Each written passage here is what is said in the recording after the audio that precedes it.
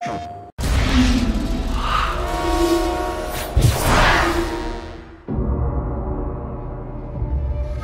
the remains of my expedition and you will have your proof. Tenzin will guide you.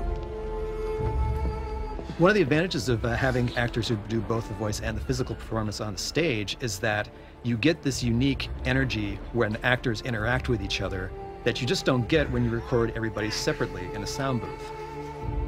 Hello. Oh! Whew! So much for foreplay. We allow a certain degree of improvisation among the actors. You know, we have the scripts. They're never necessarily set in stone. If we come up with something better on the day of the shoot, or if one of our actors comes up with a funny ad-lib that works, you know, we use it. And if you record everything beforehand with completely different people, you'll never get that. That was great. I love that. The actors and the director, the motion capture director, really kind of treat their sequences like miniature plays, and they block them as if, you know, they're performing in front of a live audience, you know, but because there is no real camera there. There's, you know, virtual cameras all over the place. That old girl can hit harder than that. We work from an outline that we created at the beginning of the project. We flesh out the script and we work on the scenes as we go, and then when we get into the studio, we have a rehearsal day with the actors, we revise the material together, we get it up on its feet, we block it as if we were shooting film. Then the next day we get together and shoot it for real with the full crew there and the mocap suits and everything. And even then we revise them on its feet. So it's a really different process than most video games use. What is it? We split the take. We split the take 3 ways, then you and I disappear. Together. There's been a lot of instances where you have studios who record the voices separately from the mocap, and the end result almost always looks, at best, looks like pantomime, and at worst looks like people running around flailing their arms. Let's not forget who walked out on who. The nice thing about motion capture is, unlike a live action shoot, where, you know, if one person is okay in one take but the other person isn't, you're kind of having to choose between one or the other. I can choose anybody's take from any performance at any time so that we can always get the best possible result. The reason we were actually trying to capture the audio on the stage is because that's basically when the actor's in the moment and they're giving their best performance, and it just feels a lot better than when we ADR it. Often that feels, you know, kind of canned. You are the reporter who has been biting at my heels. You better pray that he is not bluffing. When I really get involved is really on the day of mocap shooting.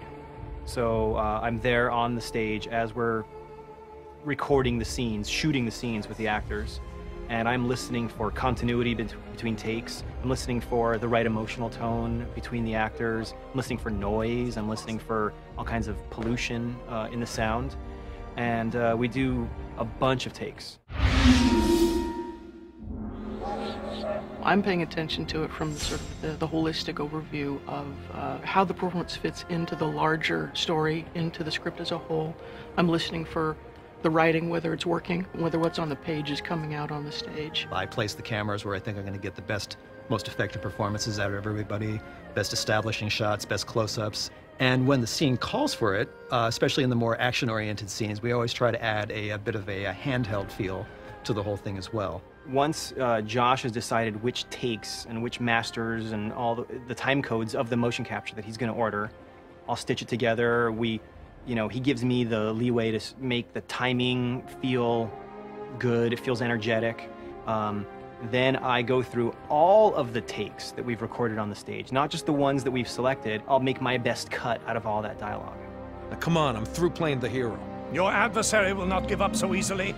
He will not stop until he possesses the thing he desires. The actors give us such great material on the stage, and when we come in, we have to complete that performance and make these characters really alive and who they are. That usually starts off with looking at what the characters are touching and what prop manipulations and how they interact with each other, and then it goes all the way up to all the fine details of, you know, how their fingers and hands are held and what their faces, the expressions and and tone and emotion of their face. It's not just the lip sync, it's the whole performance. It's what they're doing when they're not speaking as well. So when we get that performance into our computers and we can look at it from any direction, it's at that point we need to set up our camera rigs. We need to, decide where our shots are going to be from, what's going to be a close-up, what's going to be a wide or medium shot, what's going to have a wide angle or a long lens, So we get to start that once the performance is already in.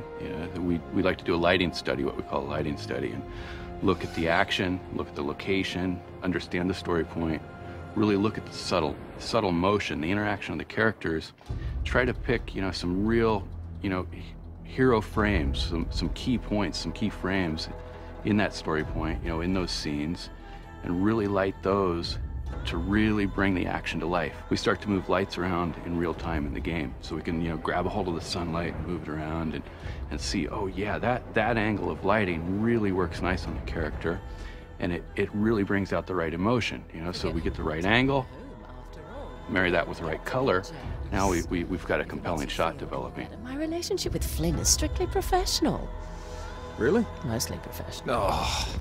Often, for the sounds in Uncharted 2, we will go out and actually do field recording.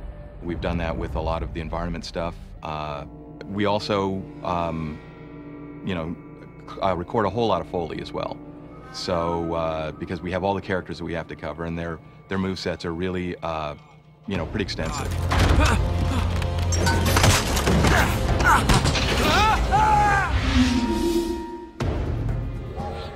Well, since our goal is to make sure that this sort of cinematic experience that we're providing, both interactively and in terms of the pre-rendered cutscenes, is as seamless as possible, we wanted to make sure everything happened within the same rendering engine, which is our game rendering engine. It's awesome. I mean, it's amazing because, you can play the game, segue right into the cinematic, use the game engine to light these cinematics, bring them to life, and just make it really, really immersive, using the game engine. Just one goes into the other and out, and so continuity is just there. Because we have the same assets that you're looking at in game and in the movie, we get that seamless cinematic experience. It's really, really unique. I suppose I should have quit while I was ahead.